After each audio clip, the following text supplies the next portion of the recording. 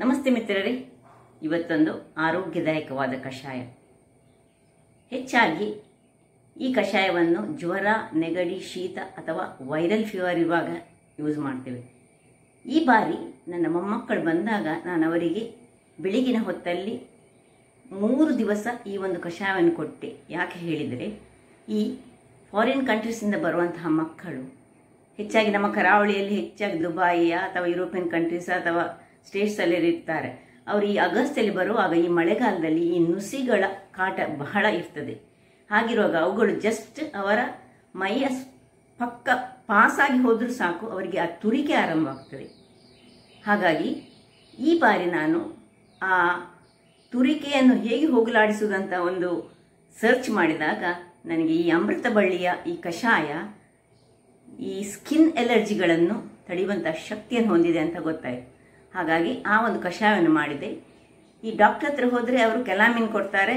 ಅದರಲ್ಲಿ ಓಕೆ, ಮೈಗೆ ಹಚ್ಚಿದರೆ ಸ್ವಲ್ಪ ಅದರ ಈ ಕಲೆ ಆಗೋದು ನಿಲ್ಬಹುದು. ಆದರೆ ಈ ಒಂದು ದೇಹದ ಒಳಗಿರುವಂತಹ ಒಂದು ರೋಗ ನಿರೋಧಕ ಶಕ್ತಿಯನ್ನು ನಾವು ಹೆಚ್ಚಿಸಿದರೆ ಆ ನುಸಿಗಳ ಹತ್ತಿರ ಬಂದರೆ ಸಹ ಮಕ್ಕಳಿಗೆ ತುರಿಕೆ ಆರಂಭ ಆಗುವುದಿಲ್ಲ. ಹಾಗಾಗಿ ಇವತ್ತು ನಾನು ಯಾವ ರೀತಿಯಲ್ಲಿ ಆ ಕಷಾಯವನ್ನು ಮಾಡಿದ್ದೇನೆ, ಅದು ಉಷ್ಣ ಪ್ರವೃತ್ತಿ ಹೊಂದಿರುವುದರಿಂದ ಅದಕ್ಕೆ ಏನು ಹಾಕಿದ್ದೇನೆ ಎಂದು ನೋಡುವ ಮೊದಲು, ಯಾರೆಲ್ಲ ನನ್ನ ಚಾನಲನ್ನು ನೋಡ್ತಿದ್ದೀರಿ, ಯಾರೆಲ್ಲ ಇನ್ನೂ ಸಬ್ಸ್ಕ್ರೈಬ್ ಮಾಡಿಲ್ಲ, ದಯವಿಟ್ಟು ಸಬ್ಸ್ಕ್ರೈಬ್ ಮಾಡಿ ಸಪೋರ್ಟ್ ಮಾಡಿ ಅಂತ ಹೇಳುತ್ತಾ, ಈ ಅಮೃತ ಬಳ್ಳಿಯ ಬಳ್ಳಿಗೂ ಒಂದು ಕತೆ ಉಂಟಂತೆ. ಏನು ಹೇಳಿದರೆ, ಈ ರಾವಣರ ಯುದ್ಧ ಆದಾಗ ಈ ಕಪಿಗಳೆಲ್ಲ ಸತ್ತು ಹೋದಾಗ ರಾಮನಿಗೆ ತುಂಬ ದುಃಖ ಆಗುವಾಗ ಸ್ವರ್ಗದಿಂದ ಈ ದೇವತೆಗಳು ಅಮೃತವನ್ನು ಸಿಂಪಡಿಸಿದರಂತೆ. ಆ ಅಮೃತ ಸಿಂಪಡಿಸಿದಾಗ ಕಪಿಗಳೆಲ್ಲ ಅವುಗಳಿಗೆ ಜೀವ ಬಂತು. ಅಷ್ಟೊತ್ತಿಗೆ ಈ ಅಮೃತ ಬಳ್ಳಿಯು ಒಂದು ಹುಟ್ಟಿಕೊಂಡಿತಂತೆ. ಗೊತ್ತಿಲ್ಲ, ಈ ಪುರಾಣದ ಕಥೆಯನ್ನು ನಾನು ಕೇಳಿದ್ದು. ಹಾಗಾದರೆ ಬನ್ನಿ ಈ ಕಷಾಯವನ್ನು ಹೇಗೆ ಮಾಡುವುದು ಎಂದು ನೋಡೋಣ. ಮಿತ್ರರೇ ನೋಡಿ, ಇದುವೇ ಅಮೃತ ಬಳ್ಳಿಯ ಬಳ್ಳಿ. ಇದನ್ನು ನಾವು ಪಾಟ್ಗಳಲ್ಲಿ ಸಹ ನೆಟ್ಕೊಳ್ಬೋದು. ಬಹಳ ಆರೋಗ್ಯಕರ ಅಂಶವನ್ನು ಹೊಂದಿರುವಂತಹ ಇದರ ಎಲೆ ಹಾಗೂ ಕಾಂಡ ನಮ್ಮ ದೇಹಕ್ಕೆ ಇಮ್ಯುನಿಟಿಯನ್ನು ಕೊಡುತ್ತದೆ. ಮಿತ್ರರೇ, ಇವತ್ತು ಒಂದು ಆರೋಗ್ಯಭರಿತವಾದ ಒಂದು ಕಷಾಯ, ಎಲ್ಲರಿಗೆ ಆಗುವಂಥದ್ದು. ಇದು ಅಮೃತ ಬಳ್ಳಿ ಅಂತ ನೀವು ಕೇಳಿರ್ಬೋದು. ಕೊರೋನಾ ಟೈಮ್ನಲ್ಲಿ ನಾವು ಇದನ್ನು ಹೆಚ್ಚಾಗಿ ಯೂಸ್ ಮಾಡಿದ್ದೇವೆ. ಇಲ್ಲಿ ನೋಡಿ, ಇದರ ಕಾಂಡವನ್ನು ನೋಡುವಾಗ ನಿಮ್ಗೆ ಗೊತ್ತಾಗ್ಬೋದು. ಸ್ವಲ್ಪ ನೋಡಿ, ಕಟ್ಕಳಾಗಿ ಬಂದು ಈ ರೀತಿ ಇರುವಂತಹ ಕಾಂಡ. ಇವುಗಳು ಆನ್ಲೈನ್ಗಳಲ್ಲಿ ಸಹ ದೊರಕುತ್ತದೆ ಅಥವಾ ಆಯುರ್ವೇದಿಕ್ ಅಂಗಡಿಗಳಲ್ಲಿ ದೊರಕುತ್ತದೆ. ಅಂದರೆ ಗ್ರಂಥಿ ಅಂಗಡಿ ಅಂತ ಏನು ನಾವು ಕರಿತೇವೆ, ಅವುಗಳಲ್ಲಿ ದೊರಕುವಂತಹದ್ದು ಇದು. ನೋಡಿ, ಇದನ್ನು ನೀವು ಕಟ್ ಮಾಡಿದಾಗ ನಿಮಗೆ ಗೊತ್ತಾಗ್ತದೆ. ಇದರ ಒಳಗೆ ನೋಡಿ, ಇದರ ಒಳಗೆ ಈ ರೀತಿ ಇರ್ತದೆ ನೋಡಿ. ನಮಗೆ ಬೇಕಾಗಿರೋದು 1 ಲೋಟಕ್ಕೆ ಇದರಷ್ಟು, ಒಂದು ಬೆರಳಿನಲ್ಲಿ ಇಷ್ಟು ಬರುವಂತಷ್ಟು ಇಬ್ಬರಿಗೆ ಆದರೆ ಅದರ ಡಬಲ್ ನೋಡಿ. ಹೀಗೆ ಇಷ್ಟನ್ನು ನಾವು ತೆಗೆದುಕೊಳ್ಬೇಕಾಗ್ತದೆ. ನೋಡಿ, ಕಟ್ ಮಾಡುವಾಗ ನಿಮಗೆ ಅದರಲ್ಲಿ ನೋಡಿ ಹೀಗೆ ಗ್ರೀನಿಶ್ ಬರ್ತದೆ. ಈ ರೀತಿ ಬರುವಂತಹ ಇದು ಹಸಿ. ಒಣಗಿದ್ದನ್ನು ಸಹ ಮಾರಲಿಕ್ಕಿರ್ತಾರೆ.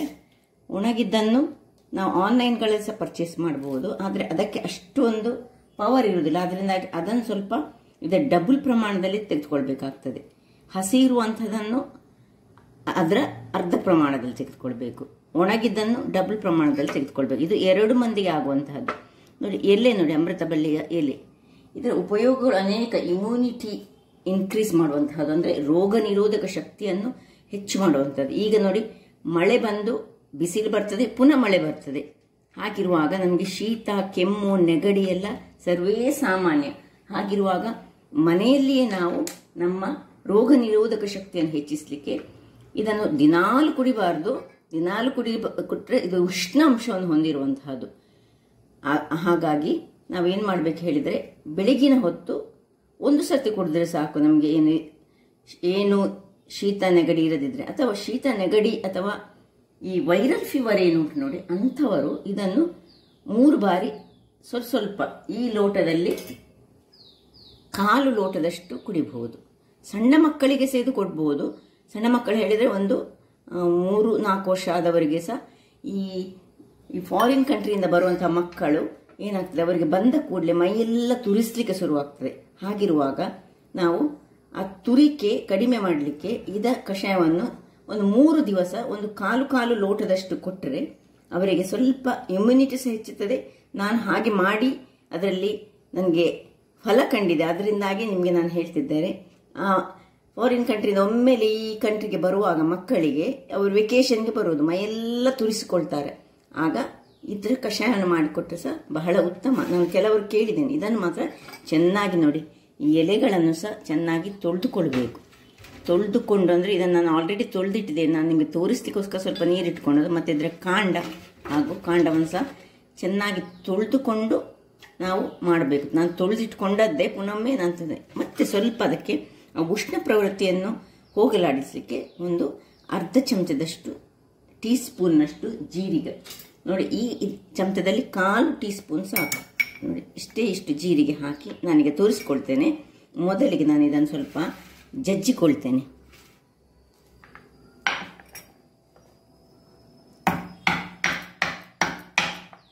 ಇದೀಗ 2 ಲೋಟ ನಾನು ಮಾಡ್ತಾ ಇದ್ದೇನೆ. ಈಗ ಹೀಗೆ ಜಜ್ಜಿಕೊಂಡು ಒಲೆಯಲ್ಲಿ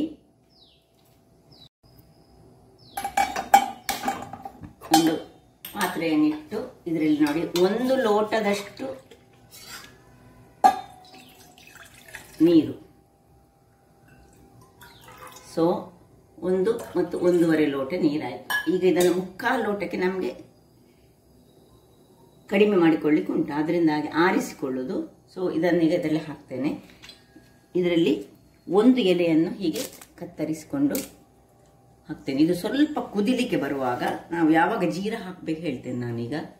ಇಲ್ಲಿ ನೋಡಿ, ನೀರು ಸ್ವಲ್ಪ ಬಿಸಿ ಆಗ್ತಾ ಬರುವಾಗ ನಾವು ಈಗ 1/4 ನಾನು ಲೋಟದಷ್ಟು ನೀರು 1.5 ಲೋಟದಷ್ಟು ನೀರು ತೆಗೆದುಕೊಂಡಿದ್ದೇನೆ. ಇದನ್ನೀಗ 3/4 ಲೋಟಕ್ಕೆ ನಾವು ಆರಿಸಿಕೊಳ್ಳಿಕ್ಕುಂಟು. ಆಗ ಇದಕ್ಕೆ ಒಂದು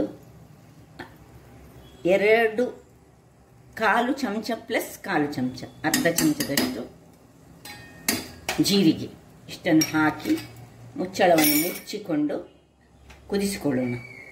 1-2 ನಿಮಿಷಗಳ ಬಳಿಕ ನೋಡಿ, ಇದು ಕುದಿಲಿಕ್ಕೆ ಶುರುವಾಗುವಾಗ ಇದನ್ನು ನಾವು ಚಮಚದಲ್ಲಿ ಹೇಗೆ ನಾವು ಚಹಾವನ್ನು ಹೀಗೆ ತಿರುಗಿಸ್ಕೊಳ್ತೇವೆ ನೋಡಿ, ಅದೇ ರೀತಿ ಸ್ವಲ್ಪ ಹೀಗೆ ತಿರುಗಿಸ್ಕೊಳ್ಬೇಕು.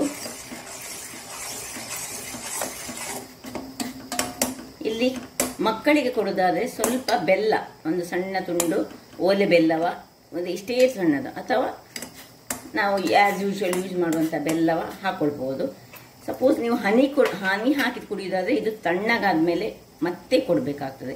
ಆ್ಯಕ್ಚುಲಿ ಇದನ್ನು ಸಾಧಾರಣ ಒಂದು ಹದಾ ಬಿಸಿಯಲ್ಲಿ ಕುಡಿದ್ರೆ ಬಹಳ ಉತ್ತಮ. ವೈರಲ್ ಫೀವರ್ ಇದ್ದವರು ಹದಾ ಬಿಸಿಯಲ್ಲೇ ಕುಡಿಬೇಕು.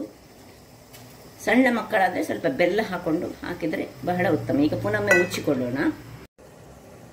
5-6 ನಿಮಿಷಗಳು ಕುದ್ದ ಬಳಿಕ ನೋಡಿ ಹೇಗೆ ಕುದಿತಾ ಉಂಟು. ಕಲ್ಲರ್ ಅದರದ್ದು ಎಲೆಯ ಕಲ್ಲರ್ ಮತ್ತು ಆ ಕಾಂಡದ ಕಲ್ಲರ್ ಆಗಿದೆ. ಈಗ 1.5 ಲೋಟ ಹೋಗಿ 3/4 ಲೋಟ ಆಗಿದೆ. ಇದನ್ನೀಗ ಆಫ್ ಮಾಡ್ಕೊಳ್ಳೋಣ. ಜೀರಸ ಅದರೊಟ್ಟಿಗೆ ಒಳ್ಳೆ ಬೆಂದಿದೆ. ಸೊ ಕರೆಕ್ಟಾಗಿ ಅದು ಬೆಂದುಕೊಳ್ಬೇಕು. ಈಗ ಯಾವ ಲೋಟದಲ್ಲಿ ನಾನು ತೆಗೆದಿದ್ದೇನೆ ಆ ಲೋಟಕ್ಕೆ ಮೊದಲು ಹಾಕ್ಕೊಂಡು ಮತ್ತೆ ನಾನು